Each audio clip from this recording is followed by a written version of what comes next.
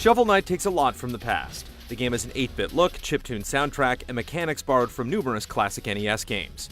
Yet Shovel Knight is much more than a mere imitation. It takes what was great about those games and expands upon their ideas, creating something that feels both familiar and original.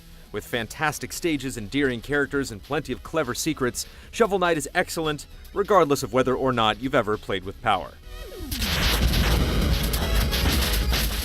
The story of Shovel Knight is simple and surprisingly tragic. For years, the eponymous Shovel Knight and his beloved Shield Knight roamed the land, slaying monsters and searching for treasure. Their adventures ended after arriving in a mysterious tower and suffering an attack from an unknown force. Shield Knight presumably died during the battle, leaving a grieving Shovel Knight alone to deal with the Enchantress, an evil being trying to take over the world.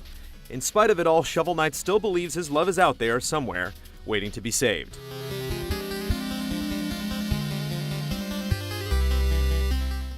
While the Rescue the Damsel plot has been done before, it works here because the game doesn't indulge itself too much. There aren't any lengthy sequences of exposition, just reminders of what you're doing and why you're doing it. One of the best examples can be seen after finishing a stage. Shovel Knight takes a well-deserved rest and drifts off to sleep, where he dreams of Shield Knight falling from the sky. You have to catch her before she hits the ground, while also typically fending off a horde of enemies. There isn't any punishment or reward involved, but you may feel compelled to succeed. For a game primarily about platforming and acquiring items, it has a cast that's easy to care about beyond their gameplay functions as allies or obstacles. You'll spend most of your time in Shovel Knight excavating your way through a series of increasingly complex stages. Much like Mega Man and its robot masters, these stages are always themed after a respective boss, such as the icy tundra of Polar Knight stage or the perilous laboratory of Plague Knight. Like the very best platformers, every level is distinct because each of them introduce plenty of new ideas. You're rarely stuck doing slightly tougher versions of the same thing.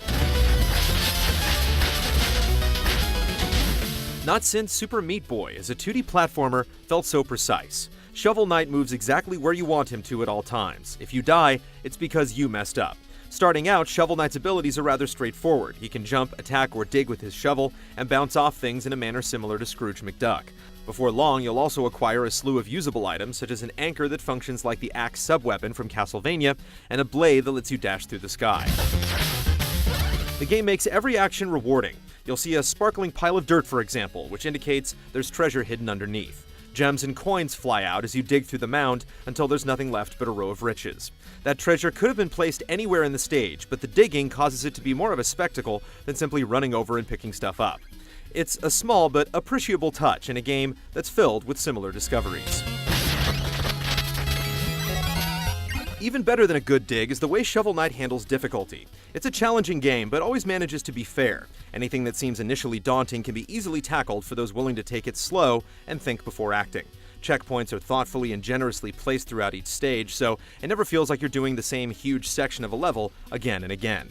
Death is also handled with a tough but fair approach. Upon running out of health or falling down a pit, money bags will fly out of your body.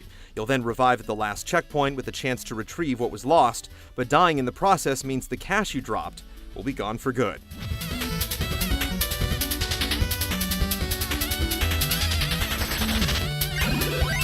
Even when things do go horribly wrong, it isn't too debilitating since you only lose part of what you gathered. Shovel Knight makes death punishing without completely deflating your motivation to continue.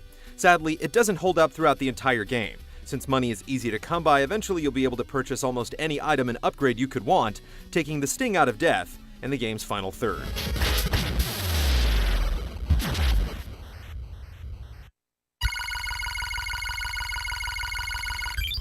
One of Shovel Knight's strongest aspects is that there's always so much to uncover. False walls and hidden pathways hide secret areas, and these areas are generally the most challenging part of any stage, often requiring tricky platforming, but they also yield great rewards. While finding secrets is satisfying in its own right, Shovel Knight goes out of its way to encourage players to explore. Certain items are tucked away in the hidden areas, and these items are required to conquer optional stages. These extras offer a ton of cash and are quite fun. Even if you don't need the money, it's all worth seeing. This is true well beyond the game's many stages. Shovel Knight's two towns are among the best areas in the game. Both are filled with ridiculous characters, such as a toad that laughs at his own jokes, and a man that worships the Tropal King, a giant half-trout, half-apple creature. All of these bizarre and wonderful people really go a long way in making Shovel Knight feel like an actual world, rather than just a collection of levels. The music strengthens the game's distinct feel with tunes that stand toe-to-toe with classics found on an NES.